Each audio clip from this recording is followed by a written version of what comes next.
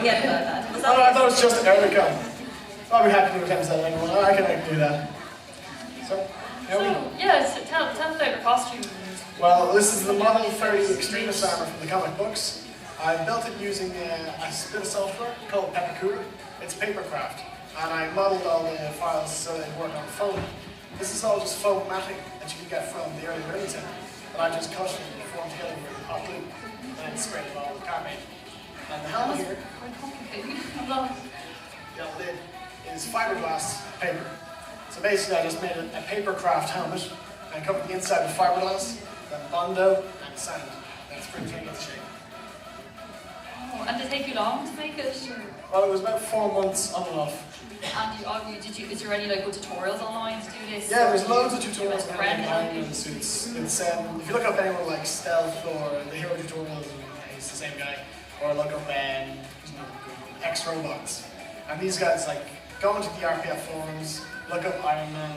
There's 400,000 million Iron Man suits on that site, and they all look class. And I tell you how to make every single one, step by step. The only thing they won't tell you is how to motorize the faceplate. That's the secret. Is this your first cosplay? Second, What was your first? Iron Man again, but one I made in 3 days. So what actually got you into the whole aspect of the suits? Because you know the way there are different types, like some people go for the mechas, some people go for like the normal traditional like outfits. But what actually made you turn around and say, I want to be an Iron Man? Well, I suck at sewing, so that put everything else out. Could you not ask your grandmother to help you out? She would not sew for me. No. She makes buns though, so that's okay. I usually put the lights. It very sure the audience is like very light up. And the lights Brilliant. there, Yeah, that work out, you know. they're just clicky lights that I just glued into the arm.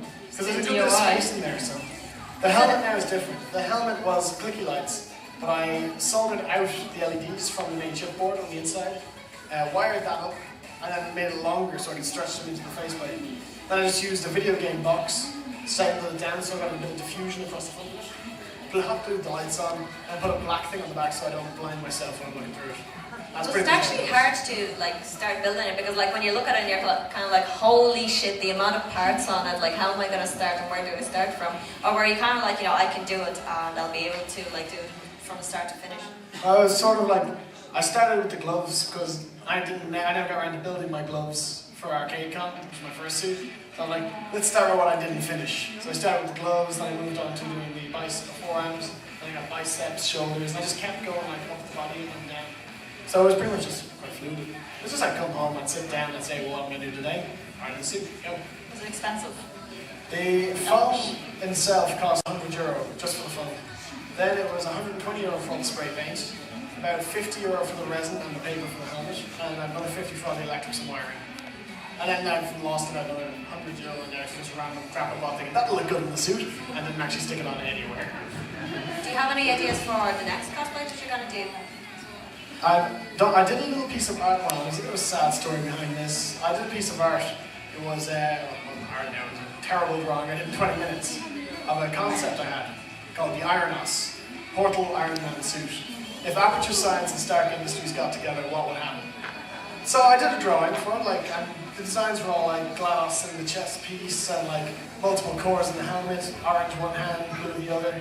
And my friend, incredible artist, I'm not giving names, asked if he could draw it. I'm like, yes, you could definitely draw this. I would be so happy if you draw this. So he went off, and like I went to bed, it was a late night. I woke up the next morning and he'd actually gone and photoshopped it, which was pretty cool. I thought, like, that's class.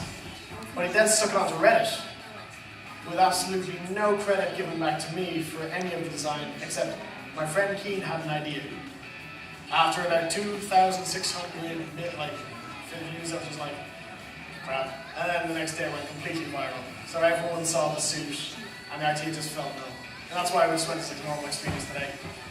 Right, and finally, just would you offer any tips to anyone that's like for making armour or even cosplay in general, like any tips? Advice? Well, material is a massive thing. Source it really well. Like this, I bought in the early learning of it, and it cost way too much. It's way too thick, and you get like all sorts of problems with the molding.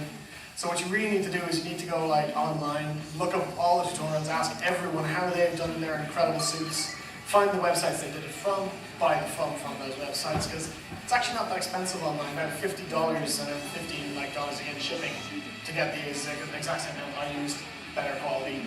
So it's really just being smart about it, which I clearly wasn't. Thank you very much. I want to call all the cosplayers and fashion people out to do a group photo and just an encore. They're a bit shy. Yeah. I'm used to being on stage. Don't do photos. Well guys, get together.